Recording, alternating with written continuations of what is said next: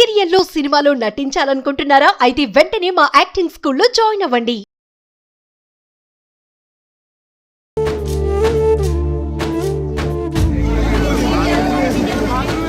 విమానం పంపిస్తామ్మా, నీ అక్కకి ఏం కాదు, నీ అక్కడ నేను బతికెత్తా, నా ప్రయత్నం నేను చేస్తామ్మా, ఏం కాదని చెప్పిండు కొంగువేడి సీనన్న.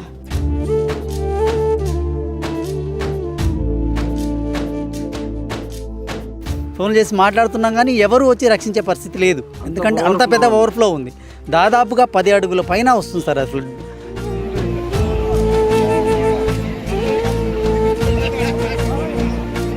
గోడ ఎక్కి దండాలు పెట్టినా కూడా ఎవరు కాపాడలేరు నా పిల్లని.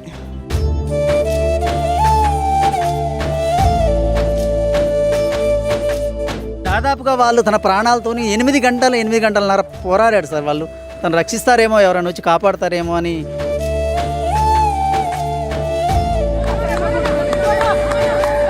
₹1 కోటి 2 కోట్లకు ఆస్తి పోయినా మేము బాధపడలేదు. నా అల్లుడు నా బిడ్డ చనిపోయారు. ఏం కట్టేస్తాం మనుషులను అయితే కట్టిలేవుగా. ఆ పిల్లలకి న్యాయం చేయమంటున్నా నేను.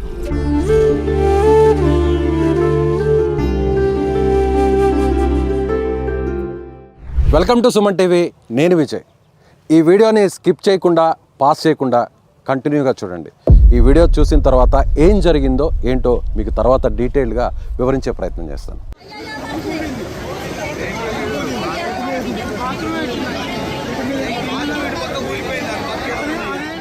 ఎస్, వీడియో చూశారుగా.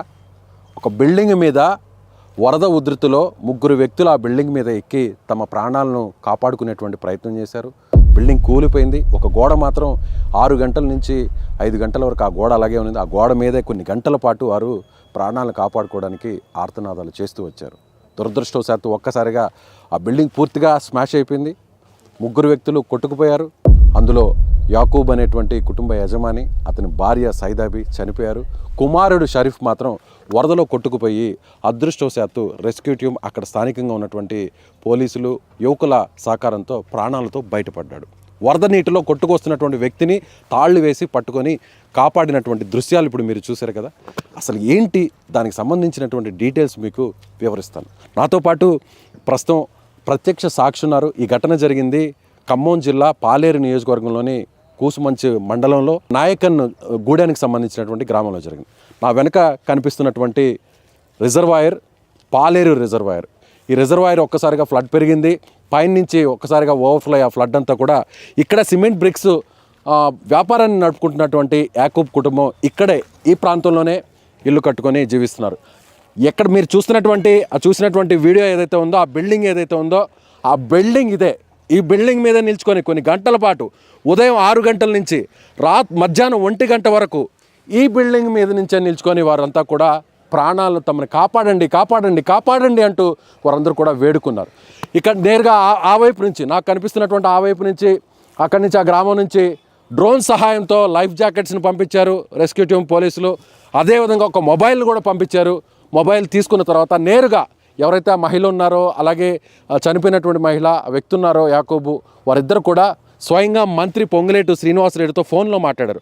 ఆయన కూడా ధైర్యం చెప్పారు, మీరేం భయపడొద్దు, చాపర్ని తీసుకొస్తాను, హెలికాప్టర్ని తీసుకొస్తాను, మిమ్మల్ని హెలికాప్టర్ ద్వారా రక్షిస్తానని చెప్పారు. కానీ వాతావరణం ప్రతికూలంగా ఉండడం వల్ల, సిగ్నల్స్ సక్రమంగా లేకపోవడం వల్ల హెలికాప్టర్ రాలేకపోయింది. దురదృష్టవశాత్తు ఆ 2 కొట్టుకుపోయారు, 2 చనిపోయారు. ఒక షరీఫ్ కుమారుడు మాత్రం బతికి బయటపడ్డాడు. చనిపోయినటువంటి వారిలో సైదాబీకి సంబంధించినటువంటి తల్లి మనతో ఉన్నారు. ఆమెతో మాట్లాడదాం. ఎలా జరిగిందమ్మా అసలు? అడగడానికి మాకు కూడా చాలా ఇబ్బందిగా ఉంది. వరద వచ్చిందంటయ్యా, వాళ్ళు చూసుకోలేదు. నైటే వచ్చింది అనుకోలేదు. వరద చుట్టూ గమ్మింది. ఎవరు కాపాడే పైకి ఎక్కారు, రేకులు ఎక్కింది. ఆపరేషన్ చేయించి 4 రోజులు కూడా కాదు, 20 రోజులు అయింది నా బిడ్డకి సైదాబీకి. 20 రోజులు అవి కూడా పైకి పాయింట్ వేసుకొని అది వేసుకొని పైకి ఎక్కారు. తల్లి ముగ్గురు 8 గంటలు ఉండారంటయ్యా పైన రేకుల మీద. గోడ ఎక్కి దండాలు పెట్టినా కూడా ఎవరు కాపాడలేరు నా పిల్లని. ఆయనకు ఫోన్ చేసినాం. మాది ఖమ్మం. మా బిడ్డ జానబి కొంగవేడి సీనన్నకు ఫోన్ చేసింది. పెద్దవాళ్ళకన్నా చేస్తే విమానం పంపిస్తే నా అక్క బతికిద్ది. 2 అక్క చెల్లెళ్ళు, కొడుకులు లేరు, 2 బిడ్డలు. ఆ బిడ్డకు మొగుడు చచ్చిండు, ఏనా చచ్చిపోయిండు. ఆ సీనన్న విమానం పంపిస్తే నా బిడ్డ నా అల్లుడు బతుకుడేమని నా చిన్న బిడ్డ ప్రయత్నం చేసింది లేదు, అన్ని ప్రయత్నాలు చేసింది. అన్నాడంట విమానం పంపిస్తామ్మా, నీ అక్కకి ఏం కాదు, నీ అక్కడ నేను బతికెత్తా, నా ప్రయత్నం నేను చేస్తామ్మా, ఏం కాదని చెప్పిండు కొంగివేడి సీనన్న. చెప్పి మనం సౌకర్యట్లేదమ్మా, నువ్వు మాట్లాడు సైదాబి, నేను కాపాడుతామ్మా అని చెప్పిండంట. నా బిడ్డ మాట్లాడిందంట. మాట్లాడిన కూసేపటికి కూలిపోయింది, ఇల్లు దశమైపోయిందంట. అన్న నేను అయిపోయింది అన్న నా పని అన్నదంట. అయ్యో బిడ్డ, నేను కాపాడలేకపోయిన బిడ్డ. 8 గంటల సేపు గోళ్ళ మీద అటు ఇటు ఇది 3 మనుషులు తిరిగారంట. ఓరు కాపాడాలన్న. అంటే మంత్రి గారికి, పొంగులేటి శ్రీనివాసరెడ్డి గారికి అక్కడి నుంచే చనిపోయినటువంటి మీ కూతురు ఫోన్ చేసి మాట్లాడారా నేరుగా? మాట్లాడింది. లైన్లో కలిపిస్తే నా బిడ్డ పైనుండే మాట్లాడిందంట. నిన్న వచ్చి కూడా అదే మాట్లాడు. మధ్యలో ఉండి బిల్డింగ్ పైనుంచి గోడ మీద ఉండి వాన్లో దడుచుకుంటా మాట్లాడిందంట పిల్ల. నిన్న కూడా అది కూడా చెప్పినాక మాట్లాడింది. నాకు బాధ అనిపించింది, నేను కాపాడలేకపోయినా అన్నాడు. నిన్న కొంగవేడి సీనా నీడికి వచ్చిండు, పీనెక్కాడికి నా అల్లుడి కాడికి వచ్చిండు. వచ్చి ఏమన్నాడు, నేను న్యాయం చేస్తా, నేను బతికించుకోలేకపోయినా నాకు బాధ ఉంది, నాకు తల్లిదండ్రులు లేరు, మీకు తల్లిదండ్రులు లేరు కాబట్టి నా పిల్లలాగా నేను చూసుకుంటా, 4 లక్షల డబ్బులు ఇస్తా, 1 కోటి రూపాయలు 2 కోట్లకు ఆస్తి పోయినా మేము బాధపడలేదు. నా అల్లుడు నా బిడ్డ చనిపోయారు, ఏం కట్టేస్తాం మనుషులను అయితే కట్టిలేవుగా. ఆ పిల్లలకి న్యాయం చేయమంటున్నా నేను. వాళ్ళకి గవర్నమెంట్ జాబు వాళ్ళకు ఒక ఇల్లు కట్టియాల. నా కోరిక అది. ఆ న్యాయం అప్పటి వరకు ప్రభుత్వం మీరు అనుకున్నట్టుగా, మీరు కోరుతున్నట్టుగా ఖచ్చితంగా అలాంటి సహాయం చేయాలని మేము కూడా సుమన్ టీవీ తరపున కోరుతున్నాం. అప్పటి వరకు ఆ కుటుంబం ఆర్థికంగా కానీ లేదంటే ఎంతో సంతోషంగా ఉంటూ వచ్చిందా మీ కూతురు కుటుంబం? సంతోషంగానే బతికారు. వాళ్ళది ఈ ఊరు కరకాయలు కూడా వచ్చి 20 సంవత్సరాలు దాటింది.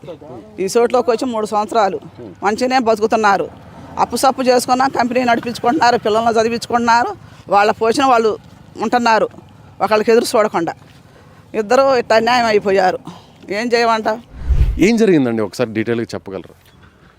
ఇది ఎర్లీ మార్నింగ్ అసలు షాకింగ్ న్యూస్ సార్. ఏంటంటే మేము అప్పటికి 6 అయింది. 6 లేవగానే ఇట్లా యాకూబు మన క్లాస్మేట్ సార్, మేము SSC 91 బ్యాచ్ క్లాస్మేట్స్ అనమాట. ఇట్లా మీ క్లాస్మేట్స్ అలా ఇల్లు చుట్టుముట్టింది, మొత్తం వాటర్ వచ్చేసినాయి అనగానే మేము వచ్చి చూసే వరకు అప్పుడు 3 కూడా బిల్డింగ్ మీద ఉన్నారు. యాకూబు భార్య, అతని చిన్న కొడుకు. బిల్డింగ్ మీద ఉండి, అంటే అది రేకుల ఇల్లు సార్, 1 సైడ్ రేకుల ఇల్లు, దాని మీద ఉన్నారు. ఉండి ఎవరు వచ్చి కాపాడే పరిస్థితి లేదు. ఎందుకంటే అంత పెద్ద ఫ్లడ్ ఎప్పుడూ రాలే. మేము ఇక్కడ నివాసిని, నాయకుడు మాది, ఆయన మేము పెద్దవాళ్ళని తెలుసుకున్నప్పుడు కూడా దాదాపుగా 70-80 సంవత్సరాల నుంచి కూడా ఇంతవరకు అది అంత పెద్ద ఫ్లడ్ రాలేదని చెప్పారు సార్. అంత పెద్ద ఫ్లడ్ రావడంతో మార్నింగ్ 5:30కే వాళ్ళు పైకి ఎక్కారు. ప్రాణాలు రక్షించుకోవడానికి ఎక్కారు. బయట వాళ్ళని ఫోన్లు చేసి మాట్లాడుతున్నాం కానీ ఎవరు వచ్చి రక్షించే పరిస్థితి లేదు. ఎందుకంటే అంత పెద్ద ఓవర్ఫ్లో ఉంది. దాదాపుగా 10 అడుగుల పైన వస్తుంది సార్ అది ఫ్లడ్. వాళ్ళ ఇంటి మీద ఉంటే దాదాపుగా వాళ్ళ కాళ్ళ దగ్గర కూడా వచ్చిన పరిస్థితి. ఆ వీడియోలో కూడా ఫస్ట్ ఒక గోడ కూలిపోతుంది, ఒక బిల్డింగ్ మొత్తం కొలాప్స్ అవుతుంది, ఒక గోడ మాత్రమే కొన్ని గంటల పాటు ఉంది, ఆ గోడ మీద నిల్చుకొని ఉన్నారు.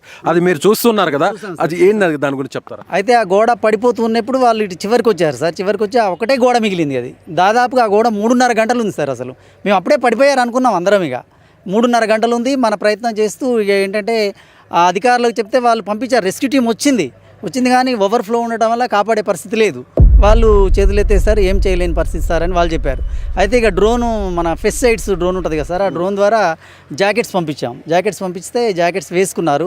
సరే జాకెట్స్ వేసుకొని నీళ్ళలో పడిపోయినా లైఫ్ వస్తారని ప్రయత్నం చేశాము.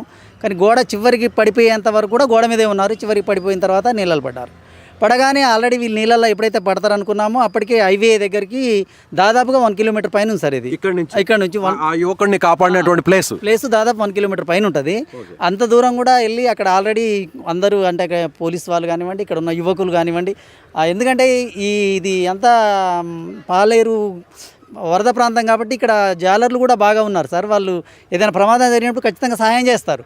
వాళ్ళందరూ కూడా వచ్చేసి అక్కడ అందరం రెడీగా ఉన్నాము. రాగానే ఆ వరదలో పడి బాబు వచ్చిన తర్వాత బాబుని ఒకేసారి పట్టేసుకొని పైకి లాగేశారు. బాబుని రక్షించాం. అయితే బాబుని అక్కడ అడిగితే ఏమన్నాడంటే, మరి అమ్మ నాన్న ఏరినానా అంటే, వెనకాల ఉన్నారు అంకుల్, చెట్టును పట్టుకొని ఉన్నారు వాళ్ళు, వెనకాల ఉన్నారంటే మేమేమనుకున్నామంటే చెట్టు పట్టుకొని ఉన్నారు కదా, చెట్టును ఎక్కుతారేమో, చెట్టు దగ్గర ఆగుతారా అనుకున్నాం. కానీ దురదృష్టవశాత్తు ఏంటంటే లైఫ్ జాకెట్స్ ఉత్తగా ఎంటీగా 2 వచ్చాయి. ఇక అప్పుడే అనుకున్నాము ఎంటీ జాకెట్స్ రాగానే వీళ్ళు వరదలో కొట్టుకుపోయి ఉంటారు అని అనుకున్నాము. చాలా బాధపడ్డ పరిస్థితి సార్. ఎందుకంటే కళ్ళ ముందు 3 ప్రాణాలు పోతాయి అనేది అసలు ఊహించని పరిస్థితి అనమాట. చాలా కష్టపడ్డాడు యాకూబు. చాలా రెక్కల కష్టం మీద. ఇక్కడ వాళ్ళది మోతే మండలం కరకాయలగూడెం విలేజ్. అక్కడ నుంచి వచ్చి దాదాపుగా 20 సంవత్సరాలు అవుతుంది సార్. నాయకుడు వచ్చేసి నాయకుడులోనే బ్రిక్స్ వ్యాపారం చేస్తూ కొన్ని రోజుల పాటు అక్కడ కోదాడ రోడ్లో లీజుకు తీసుకొని ఉన్నాడు. తర్వాత తను సొంతంగా కొనుక్కున్నాడు. ఇది కొనుక్కొని ఎస్టాబ్లిష్ చేసుకొని దాదాపుగా ₹1 కోటి నష్టం సార్. సరే నష్టం అయితే అయింది, కానీ ప్రాణాలు పోవడం అనేది తేడా దురదృష్టకరం. నిన్ననే యాకూబు మృతదేహం ఇక్కడే ఆ చెట్టు దగ్గరే సార్, ఇక్కడే వేప చెట్టు దగ్గరే ఫెన్సింగ్ ఉంది, ఆ ఫెన్సింగ్ దగ్గర దొరికింది. ఈరోజు జక్కపల్లి దాదాపుగా ఒక 12-13 కిలోమీటర్ల దూరంలో జక్కపల్లిలో యాకూబ్ భార్య సైదాబీది కూడా మృతదేహం దొరికిందనే విషయం తెలుసుకున్నాం సార్. చాలా బాధపడతా ఉన్నాం. ఇది దురదృష్టం ఏంటంటే ఇంత పెద్ద మొత్తంలో ఫ్లడ్ రావడం, ఎవరం సహాయం చూస్తూ నిస్సహాయంగా ఉండిపోయి గంటల పాటు అలా ఉన్నాడు. దాదాపుగా వాళ్ళు తన ప్రాణాలతోని 8 గంటలన్నర పోరాడాడు సార్. వాళ్ళు తను రక్షిస్తారేమో, ఎవరైనా వచ్చి కాపాడతారేమో అని చాలా ఆశగా ఉన్నారు. మేము కూడా ఏదైనా ఒకటి వస్తుందేమో, ఏదో ఒకటి వచ్చి వాళ్ళని రక్షిస్తుందేమో అని ఆశగా చూసాం. కానీ దురదృష్టం వాళ్ళ అబ్బాయిని మాత్రమే రక్షించగలిగింది, వాళ్ళిద్దరిని మాత్రం రక్షించలేకపోయారు సార్ ఎవరు కూడా. చాలా దురదృష్టకరం. ఇంత పెద్ద ఫ్లడ్ రావడం అనేది మాత్రం ప్రకృతి విలయం సార్. ఇది మాత్రం చాలా దారుణం. ఇప్పటికి జరుగుద్ది అనుకోలేదు. తను పడ్డ కష్టం అంతా కూడా బూడిద పోసిన పన్నీర్లాగా అయిపోయింది. వాళ్ళిద్దరి పిల్లలు మాత్రం ఖచ్చితంగా ప్రభుత్వం, ఎందుకంటే కాపాడలేకపోయింది వాళ్ళని, కనీసం వాళ్ళ పిల్లలైనా ఆదుకోవాలనేది మీ అందరం కూడా కోరుకుంటా ఉన్నాం సార్. ఇక్కడ గ్రామస్తులు కానివ్వండి, మేము కానివ్వండి కోరుకునేది అదే. ఇద్దరు పిల్లలు కూడా బీటెక్ చదువుకున్నారు. ఇద్దరు చదువుతున్నారు సార్. ఇద్దరు బీటెక్ చేస్తున్నాడు. ఒక అబ్బాయి బెంగళూరులో ఉంటాడు. వాళ్ళిద్దరిని కూడా ఖచ్చితంగా ప్రభుత్వం వాళ్ళని ఆదుకొని వాళ్ళ గవర్నమెంట్ జాబ్స్ ఇచ్చి మళ్ళీ వాళ్ళకి ఇల్లు నిర్మించి వాళ్ళని కాపాడాలనేది మా ఉద్దేశం సార్. యాకోబ్ కుటుంబం ఒక్కొక్క మెట్టు ఎక్కుతూ ఇలా వ్యాపారాన్ని సొంత కాళ్ళ మీద నిలబడే విధంగా కూడా ₹1 కోటి వ్యయంతో ఇక్కడ ఆయన వ్యయంతో నిర్మాణాన్ని చేపట్టాడు. వ్యాపారం సాఫీగా జరిగిపోతుంది. ఇద్దరు కుమారులను కూడా మంచి ఉన్నత చదువులు చదివిస్తూ ఉన్నారు. ఇద్దరు కూడా బెంగళూరులో చదువుతున్నారు. కానీ షరీఫ్ మాత్రం అనారోగ్యంగా జ్వరంగా ఉండడంతో 2 రోజుల కిందటే ఇక్కడికి వచ్చారని చెప్పి అంటున్నారు. కానీ షరీఫ్ మాత్రం ప్రాణాలతో బయటపడి వారి తల్లిదండ్రులు మాత్రం కోల్పోవడం నిజంగా బాధాకరం. ప్రభుత్వం సహాయం చేస్తుంది, వారి ప్రాణాలను కాపాడుతుందని అందరూ కూడా భావించారు, కుటుంబ సభ్యులు, గ్రామస్తులు, స్థానికులు అందరూ కూడా.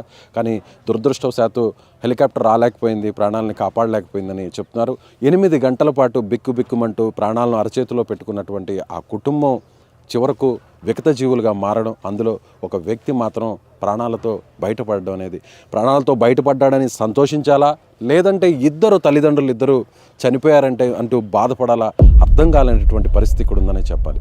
ఇలా జల ప్రళయం, ఖమ్మం జిల్లాలో వచ్చినటువంటి జల ప్రళయం ఒక్కసారిగా జీవితాలను చిన్నాభిన్నం చేసింది. అప్పటి వరకు బాగున్న కుటుంబాలని తలకిందులుగా మార్చేసింది. ఏమంటారు, ఇక్కడ కాలువ ఉంటాయి కదా, ఆ గేట్స్ ఎప్పుడైనా వాటర్ పెరిగినప్పుడు పడిపోతాయి ఆటోమేటిక్గా. అలాంటిది ఈ సంవత్సరం ఏం చేశారంటే వాటిని వైండింగ్ చేశారు, వెల్డింగ్ చేశారు పడకోకుండా. దానివల్ల మామూలుగా అయితే ఎప్పుడైనా అడ్డుపోతుంది అనమాట. అలాంటిది ఇప్పుడు ఇల్లులు, ఈ పొలము, ఇది మాకు ఎప్పుడు రాలేదు. మా ఊళ్ళో, మాది ఇక్కడే పక్కన ఇల్లు, మాకు ఎప్పుడు రాలేదు. అంతా గవర్నమెంట్ వైఫల్యము. రెవెన్యూ సంబంధించిన డిపార్ట్మెంట్ వాళ్ళు తప్పు చేశారు, వాళ్ళ తప్పది. ఇప్పుడు పాపం ఇతనికి ఈ ఇద్దరు పిల్లలు ఉన్నారు, ₹1 కోటి నష్టం వచ్చింది. వీళ్ళదంటే ఏమో అతను బిజినెస్ మ్యాన్ తెలియదు, కనీసానికి ఎదనికన్నా న్యాయం చేయాలి. ఇద్దరు చనిపోయారు కాబట్టి, తల్లిదండ్రులు ఇద్దరు చనిపోయారు. పిల్లలు చిన్నపిల్లలు, ఎంత 20-22 సంవత్సరాల పిల్లలు, వాళ్ళకి ₹1 కోటి నష్టం వచ్చింది. అది ఏ విధంగా పూర్తి చేస్తారో చేయాలి. అది ఎందుకంటే ఇది గవర్నమెంట్ తప్పు, అది ప్రభుత్వ ఉద్యోగులు తప్పు చేశారు అక్కడ. అది వెల్డింగ్ చేయడం వల్ల ఇటు వచ్చింది. ఇంకా ఇలానే ఇంకా ఊరు ఉంటుంది అనుకోండి, దీని వెనకాల ఊరంతా కూడా పోయేది వాళ్ళ మిస్టేక్ వల్ల. ఆ తలుపులు ఆటోమేటిక్గా ఉండాలి ఎప్పుడు కూడా. మరి ఇప్పటికైనా చేస్తారో చేయరు ఆ పని చేయకపోతే మళ్ళీ ఇటే వస్తుంది. మరి ఇప్పుడు వీళ్ళు ఉండి కూడా దగ్గర 15 ఏళ్ళు అవుతుంది. అంతకుముందు పొలం చేసుకునేది, ఎప్పుడు కూడా వరదలు రాలే. అలుగులు ఎప్పుడైనా మాకు అవే అలుగులు, అవి వీళ్ళ ఇంటి అవతల ఉంటాయి, ఆ ఇంటి అవతల 100 మీటర్ల అవతల ఉంటాయి. అట్లాంటివి డైరెక్షన్ మొత్తం చేంజ్ అయిపోయింది, ఇటు వచ్చేసినాయి. అలుగు అటు పోవాల్సిన వాటర్ పోకుండా వల్ల నిండిపోయింది, చెరువు నిండిపోయి అటు పైన చెరువు తిరగడం వల్ల ఒకసారి వాటర్ ఇట్లా వచ్చేసింది. సో ప్రభుత్వం ఇద్దరు కూడా చదువుకున్నటువంటి వారి కుమారులు ఇద్దరు కూడా ప్రభుత్వ ఉద్యోగాన్ని కల్పించి నష్టాన్ని భర్తీ చేయాలని వారి కుటుంబ సభ్యులు, స్థానికులు వీరందరూ కూడా కోరుతున్నారు. కెమెరామెన్ సాయితో విజయ్, సుమన్ టీవీ, ఖమ్మం నుంచి.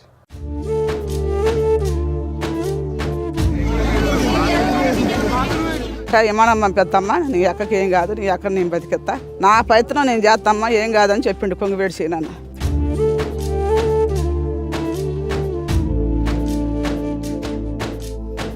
ఫోన్ చేసి మాట్లాడుతున్నాం కానీ ఎవరు వచ్చి రక్షించే పరిస్థితి లేదు, ఎందుకంటే అంత పెద్ద ఓవర్ఫ్లో ఉంది. దాదాపుగా 10 అడుగుల పైన వస్తుంది సార్ అసలు.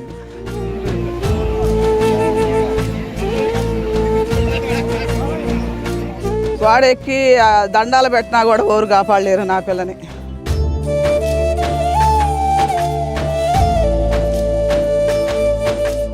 దాదాపుగా వాళ్ళు తన ప్రాణాలతో 8 గంటలన్నర పోరాడాడు సార్. వాళ్ళు తను రక్షిస్తారేమో, ఎవరైనా వచ్చి కాపాడతారేమో అని.